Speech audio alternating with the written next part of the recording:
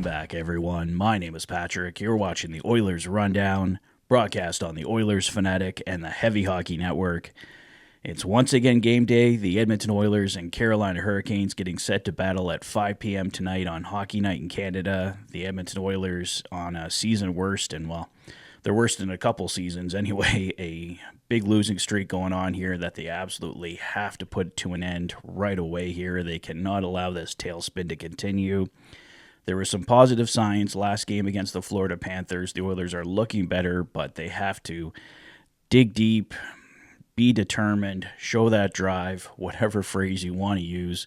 The Oilers just simply have to get it done tonight. Let's get this losing streak over with. Oilers CEO and President Jeff Jackson and GM Stan Bowman, they're looking at this losing streak, wondering if they should overreact. And we were talking about it on the Oilers Live podcast earlier this week on the Heavy Hockey Network. If the Oilers were on a huge winning streak right now, you couldn't go into the trade deadline thinking they don't have to add anything. And if they're on the big losing streak right now, which they are, you can't go in thinking you have to fix absolutely everything. Not everything is wrong with this team, but they certainly do need some changes, and they certainly do need some help. Jeff Jackson was a guest on the 100% podcast with Darren Millard and John Shannon a couple days ago. Some big news came down out of that podcast that a lot of us missed. I'm going to discuss that in a moment, but right now I just want to focus on what Jeff Jackson also said in that podcast, and that was that the Edmonton Oilers are looking for a depth forward and a depth defenseman, looking to upgrade those areas, and I think that's where the Edmonton Oilers definitely need to focus on. Maybe they're going to get a goaltender. Everything right now is going against that, but a lot of Oil Country would be happy if the Edmonton Oilers did pick up a goaltender. I've mentioned a few times now, I'm in favor of getting some backup between Stuart Skinner and Calvin Pickard, just an insurance policy there. If the Oilers want to get an insurance policy with what they've seen from Skinner and Pickard as of late, I would certainly be in favor of that, but I think they're going to focus on other areas ultimately. We know we have the March 7th trade deadline here coming up, inching closer and closer, and Jeff Jackson, as I alluded to, released some big information on the podcast that a lot of us missed, and that was that the timeline for Evander Kane has always been the end of the regular season, and the knee injury probably slowed that down. The Oilers are looking to have him available sometime in the Stanley Cup playoffs. So we've been looking for 100% confirmation one way or the other. Is Evander Kane going to be back before the end of the regular season? Is he coming back in the Stanley Cup playoffs? And it looks like the Oilers CEO and president has given us that confirmation. I'm kind of surprised it was released in this fashion. I don't know if we can take it as 100% fact right now, whether this is Jeff Jackson just going off a belief that they've had for a long time, or this is based on new information or recent information, but for now, I think we can say that Evander Kane will not be back before the end of the regular season if this is what Oilers CEO and President Jeff Jackson is stating, and this is just a couple days old here. So, as we know, we were supposed to get an Evander Kane update on March 1st, which is today, and looks like we got it a couple days early.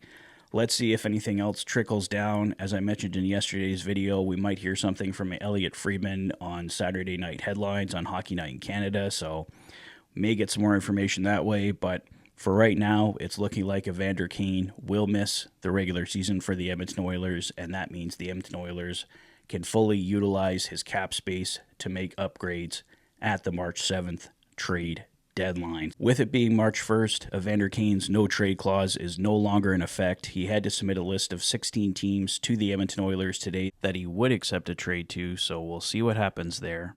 There was some discussion today, could the Edmonton Oilers possibly move Evander Kane? I just can't see it happening, given Evander Kane's current injury status. The Edmonton Oilers probably just going to hang on to him for this season.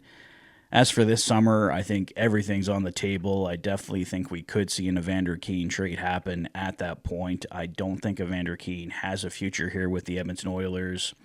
If nothing happens, they may just play out that final year of his contract, and he could be an Edmonton Oiler next season, but I'll be pretty shocked if Evander Kane doesn't move on from the Oilers, but I think a lot will depend on what happens with the Stanley Cup playoffs and his injury status at that point, but do not expect to see an Evander Kane trade at this year's trade deadline. Some other news and notes from around oil country. Oilers insider Bob Stauffer putting out last night that Oilers prospect Sam O'Reilly, the Oilers' 2024 first-round pick, sniped his first OHL hat-trick and was a +3 last night for the London Knights.